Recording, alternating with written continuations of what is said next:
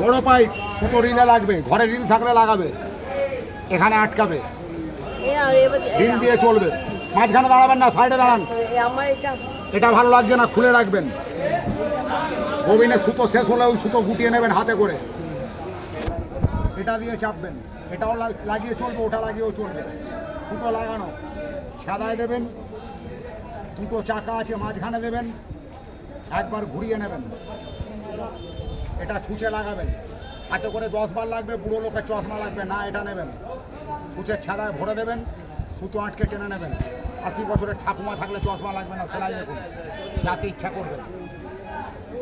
আসল কিনলে দাঁড়ান, লোককে বারবার বলি 150 টাকার মাল কিনে ভুগতে যাবেন না, ওগুলো চলে না। যারা 100 টাকা 150 টাকায় কেনে তাদের মাল চলে না, সব ডুপ্লিকেট। আসল মালের দাম অনেক, 450 টাকা দাম। আসল মালের দাম অনেক, অ্যামাজন বেচে 450 টাকা দাম, এখানে 200 টাকাই লাগবে। এটাই লোক বুঝে না, লোক খালি সস্তা খোঁজে। সস্তায় মুরগির মাংস হয়, খাসি খেতে গেলে 850 টাকা লাগে, ওটা খাসি। এই যে সেলাই অরিজিনালকে চিনুন।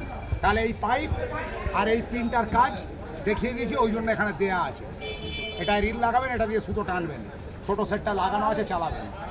এগুলো আসল বলে দাম বেশি, লোক বোঝে না, লোক সবই